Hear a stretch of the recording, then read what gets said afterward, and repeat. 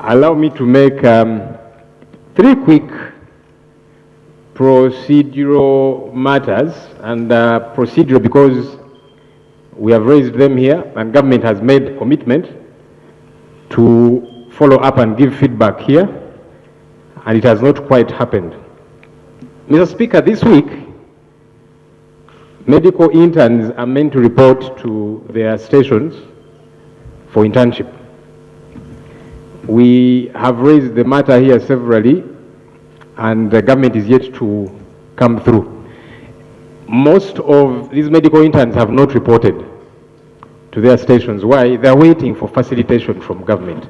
Some don't even have transport to go to the far-flung places, let alone settle there and begin to do the work they should be doing. We've raised this matter severally. The Vice President gave us commitment. The Minister of Health gave us commitment that Cabinet is going to sit and review this matter. Because he's a medical doctor himself. In fact, I've been seeing the Minister of Health move around different medical facilities. And in the middle of the night, who does he find working? Medical interns. So we need to avail facilitation for these medical interns. There are about 2,000 of them, Mr. Speaker. And for a bare minimum of about £1 million shillings. In fact, there was a time when it was higher, 2.5. Government slashed it to 1 million shillings. That's about 2 billion per month. That's 24 billion per year. Government can find this money, without a doubt. So that these interns are deployed, they go and work. They're the ones who do the bulk of the work in our health facilities. Procedure matter law. So that's number one, right, Mr. Speaker? Because you have 3. Yes. So what do you want us to do here? Government should give us the feedback they have been promising. Okay. That's one. Yeah. Number 2, Mr. Speaker, there are 10 NGOs that were suspended by government for about 8 months now. Government wrote to them and said, we are suspending you as we investigate subversive activities. They thought this would take a short time and they get back to doing their work because they are legally registered entities in this country. And for that time, they've gotten no feedback. They have not gotten a chance to defend themselves. So government has also promised severally that they will give feedback on this matter. Did the investigation end? What happened? Why didn't they get to know about it? Are they meant to be taken to court? They are in limbo. They don't know what's happening. And yet they are registered in this country to do various work that government knows about. So it's only fair that when you are to suspend, communicate. If there's an issue, they should know so that they probably get to defend themselves. That has not happened. And I do have the list here, which I want to table so that government tells us. And why the list? Government can say that, no, one of those you've mentioned, that one, no, we have not suspended, or this one, or that kind of thing. So I'll table it here. One is African Center for Media Excellence, Agora Center for Research, Alliance for Campaign Finance Monitoring, African Center for Treatment and Rehabilitation of Torture Victims, Chapter 4 Uganda, Center for Constitutional Governance, Uganda National NGO Forum, Network for Public Interest Lawyers, National Coalition of Human Rights Defenders Uganda, and Human Rights Network for Journalists. So government, talk to us about these NGOs. They employ hundreds of Ugandans who have been out of work for all this time because they thought this matter would end quickly, and it has not happened. Finally, Right Honorable Speaker, I, together with colleagues, have been raising the matter of Ugandans who are abducted. And we are very specific with the word abduction because it's different from arrest. An arrest is clear in the law. What happens is not provided for in the law, that people are picked up and for months their whereabouts are not known. There's a gentleman called Christopher Godi, also known as King Zale. He was taken on 21st April. Up to now, his whereabouts are not known. There's another one called Baliza William. 10th February is when he was taken. Up to now, no one knows where he is. There's a gentleman called Sam Mogumia. He was taken on 26th of August, 2025. It's coming to a year now. up to now. I keep wondering, if these people have committed an offense, why doesn't government produce them in court? Mr. Speaker, we have been seeing videos of Sam Mugumya in a very deplorable state. Now, I've seen some government officials say, no, those videos are AI generated. So if you are saying those videos are false, because they look to be in very grotesque shape, he cannot walk, he seems paralyzed and so on. If government, as I've seen some government officials say, no, those are not true videos, why not produce him in court so that his family can take a look at him and know this is what's happening? Because it's been a year. Mr. Speaker, this should not be acceptable in my view. I said the other day that the 1995 Constitution is a brainchild of the NRM government. So it bothers me if NRM officials are the ones violating the Constitution they backed. It should be problematic even to colleagues in the NRM. Mr. Speaker, I kept severally raising the question of Honorable Mwanga Kivumbi. After 19 days, he was dumped at a police station. Meanwhile, police had been denying, even in their affidavit in court, they said, we don't know him, we don't know his whereabouts. But he was taken from police to court. Now, Honorable Kivumbi is now in jail, nursing injuries.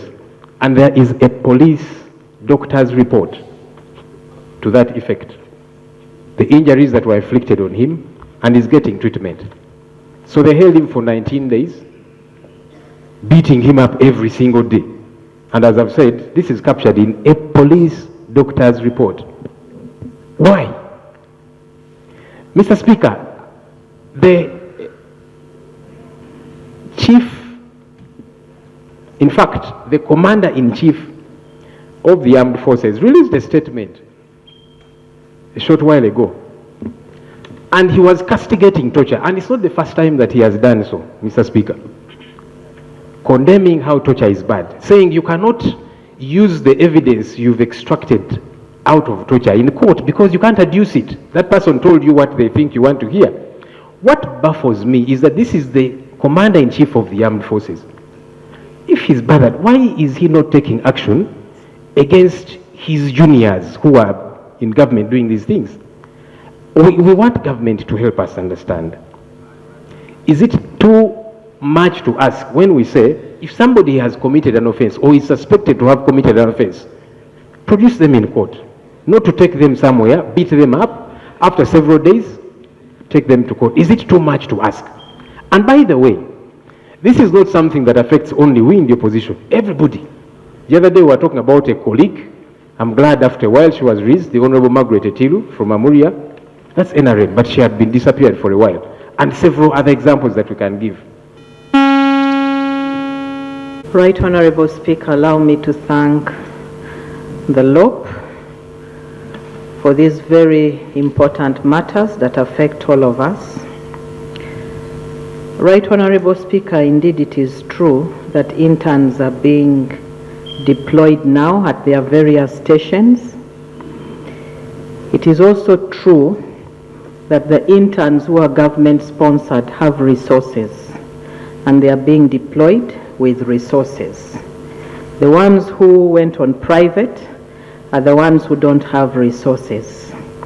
The Minister for Health raised this issue in Cabinet and he was requested to provide more information because it is not only the interns, also the senior house officers need resources and to make projections about the numbers that we expect every year.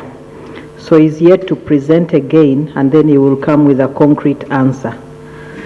On the issue of the NGOs, Right Honorable, I request that you allow me to inform the Minister of Internal Affairs and also the Presidency to come and make responses to this issue, including the issue of the people who are abducted. I want to take note that it is not the first time LOP is raising it, and it is not the first time we are promising, but I promise to follow up this time. I thank you. I wouldn't want a situation where I'm going to have very many pending statements from government, okay? And you find now business on our side because committees are having business. I have a very important debate going on. I mean, usually how I would propose that if the leader of opposition has asked verbally without presenting a statement, which right he has under our rules, also you should give a verbal answer. We conclude this matter here. Otherwise we shall lag on, you know. I don't know, on the front bench, Minister for Internal Affairs, for Defense, it's related to internal affairs, and they are cousins. So you can help your cousin on this. That is if... like he said, they are missing, so clearly he doesn't know, we also don't know. So we have to find out where, because he called them missing. Oh, okay. Since they are missing, we are going to look for them and then come back. I think I'll share with the Minister of Internal Affairs. But because he said they are missing, I can't really know what. Thank you.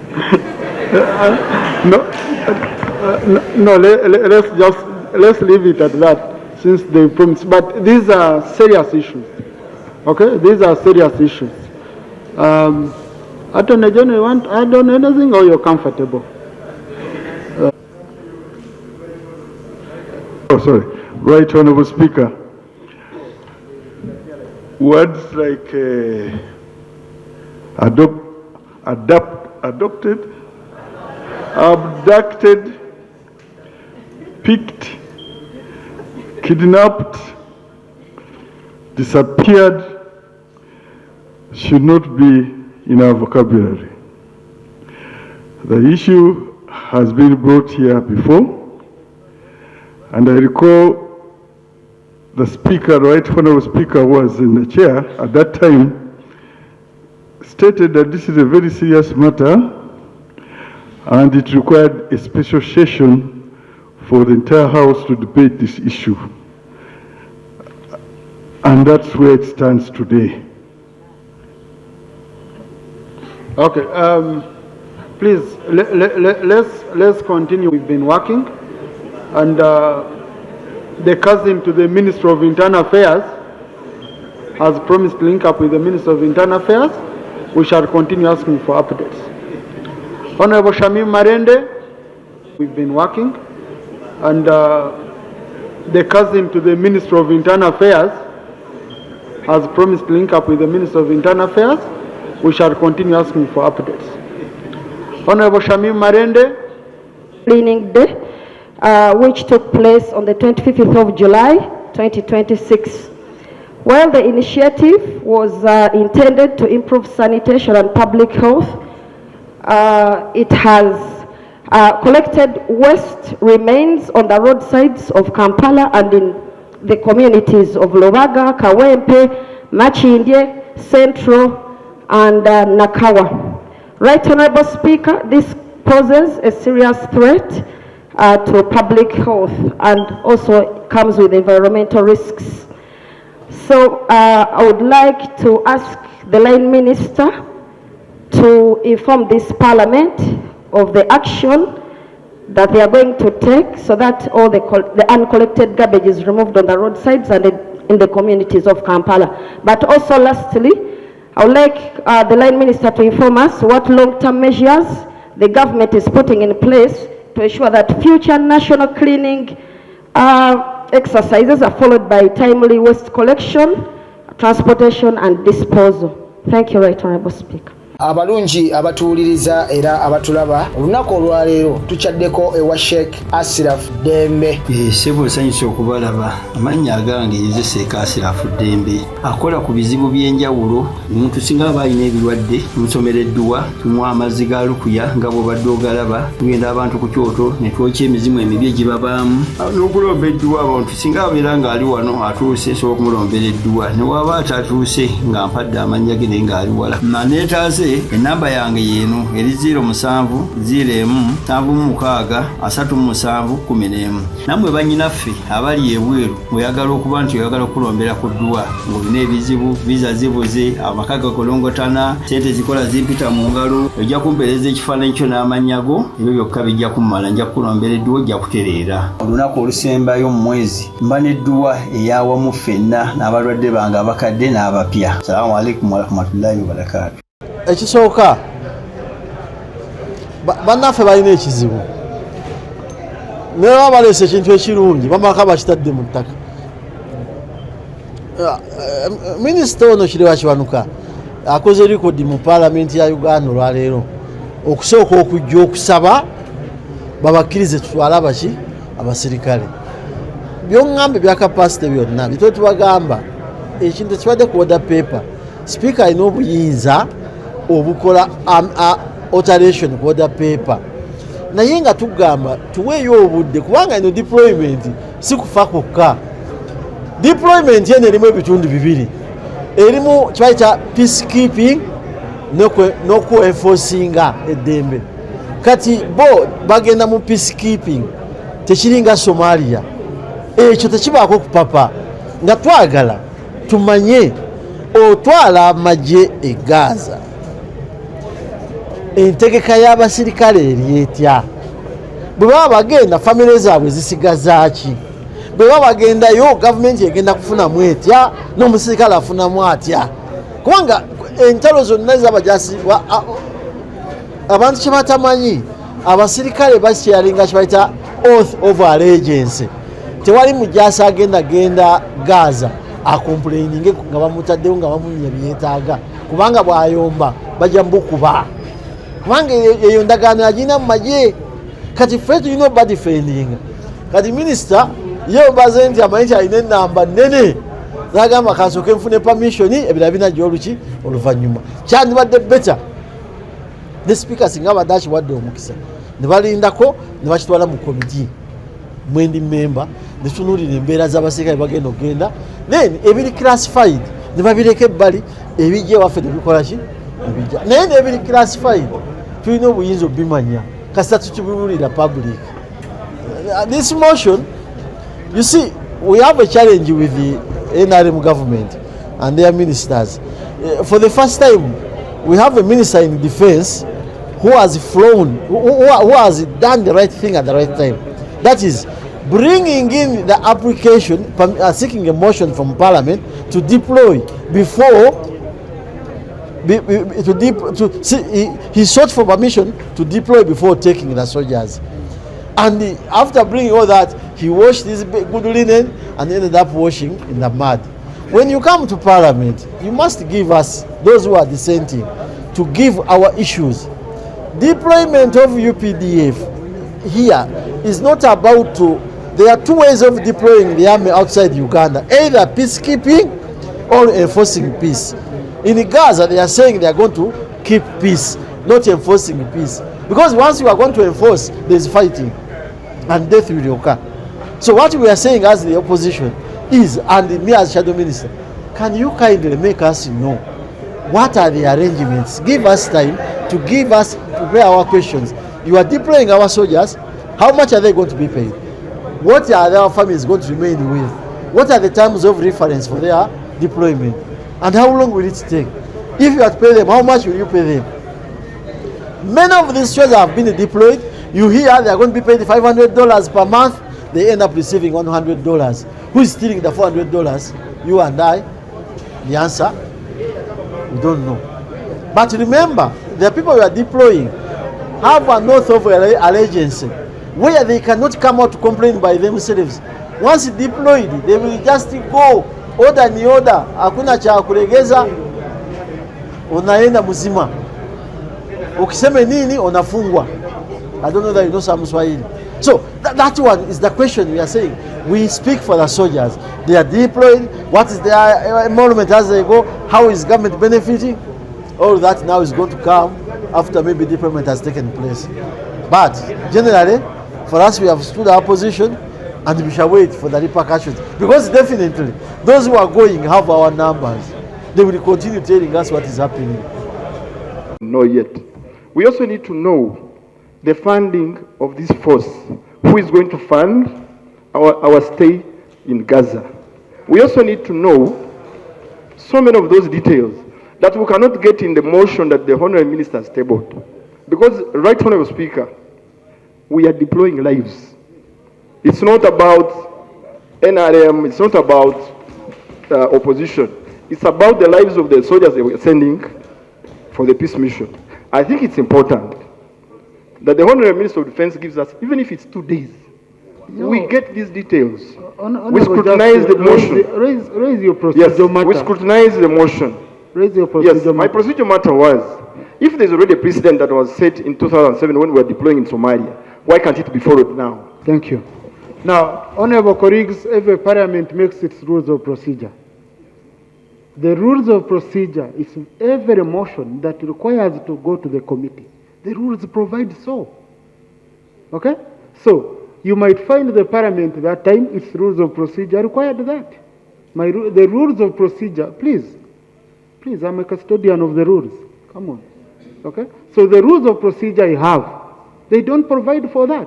So I request you, next time when we are going into amendment of the rules, you propose that, so that motions of this nature, for example, loans, you can see, they provide. It should go here, this one goes here. So, and you see, whenever I'm having any matter, I refer once the rules require me to do so. Once the rules don't, my hands are tied.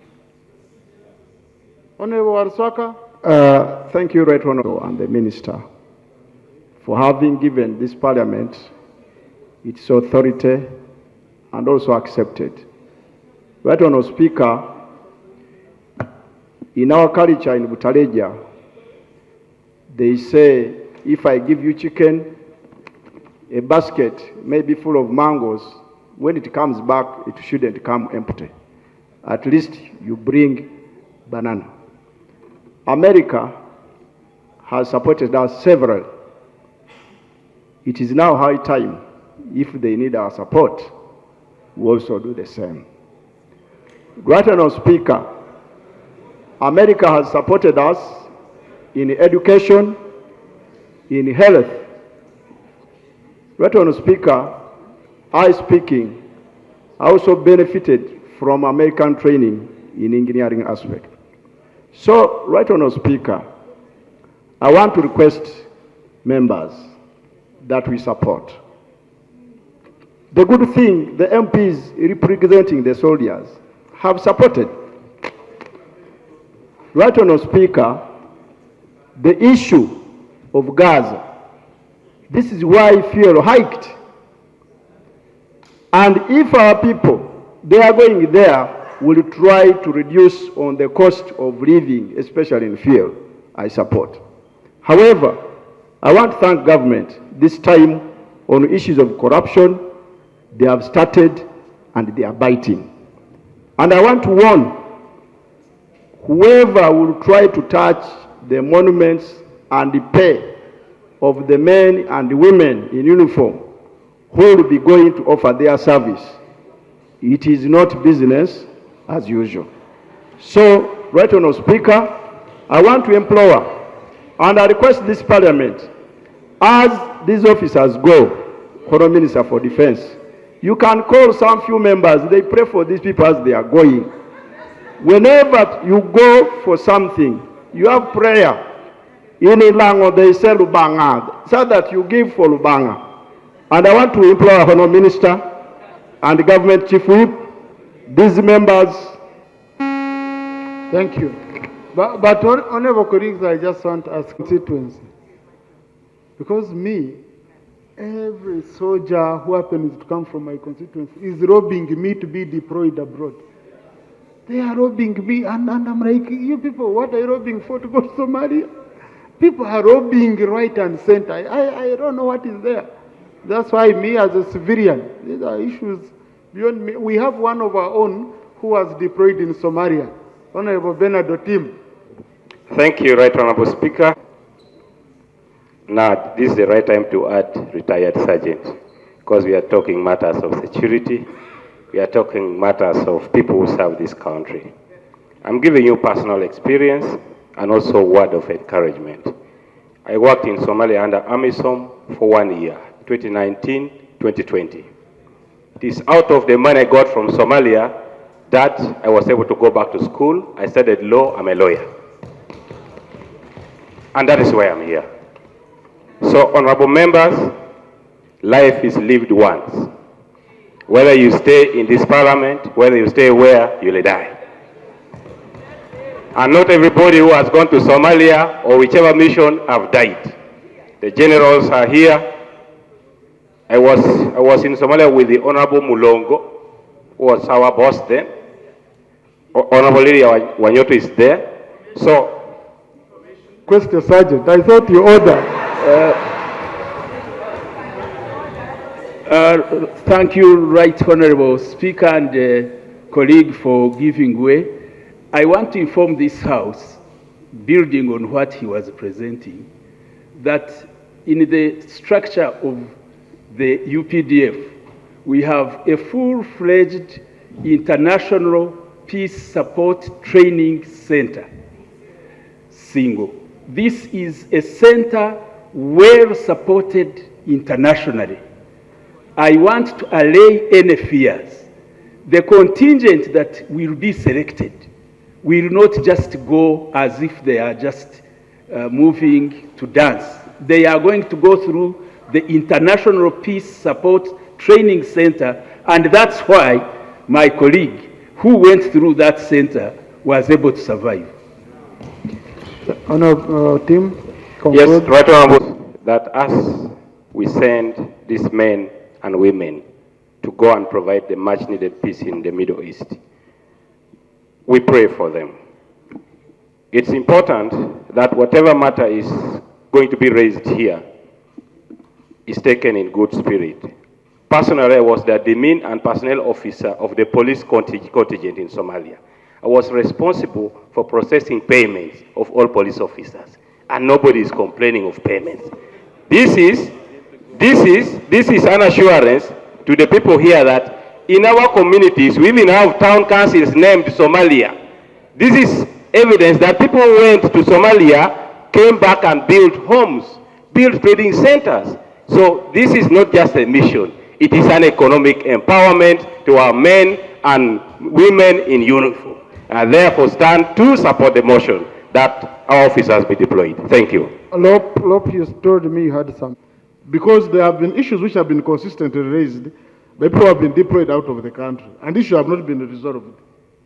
Time and again, by us saying that we are debating this matter in this direction, we wanted an opportunity to review and then either support when we know that actually there's going to be no reoccurrence of issues which have been raised, because whatever we resolve, okay, here, whatever decisions we come to, we have committees which follow up on them and continue reporting periodically, okay? But I would also agree, I totally agree with the leader of opposition that indeed we would need the agreement laid here on table once concluded. If it is of classified nature, we would have a way of handling it. If there are issues, if it's open, we would have a way of handling it, okay? Now, colleagues, I'm allowing the minister at first. I want first listen to the minister.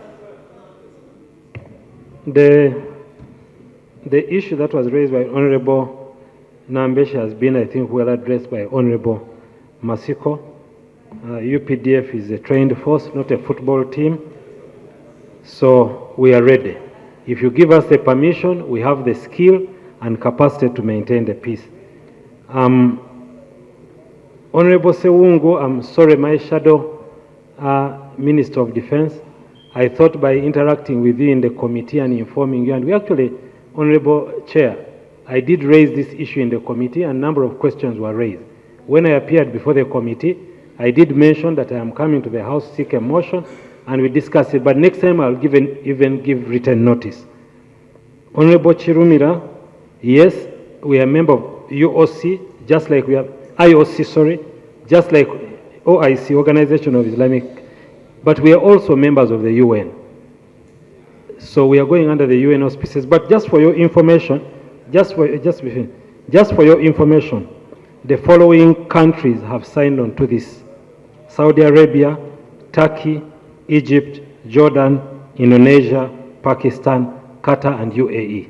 They are all members of that. Palestine has welcomed this Board of Peace and the Stabilization Force. We can finalize. I am clear on all the issues. Honorable Court, it is not correct it's not correct to say that this is the first time the government is doing the right thing. This is the first time we have come here before deploying. But the circumstances before were different. If there is an imminent threat, then coming here may not be, or in the absence of the house. So yes, this may be the first time we have come here before deploying, but it's not the first time we have done the right thing. And for how long are we going to be in this mission? We are there for peacekeeping. We are there to keep peace. When the peace comes, the mission is complete. So we don't put time to it. We can assure you, Honorable Court, that the facilitation and whatever terms which we shall share with the House by laying the agreement, we shall ensure that whatever facilitation or whatever is supposed to be given to the troops is being done. The CDF has a purely no corruption policy in the UPDF, and I support him fully on that.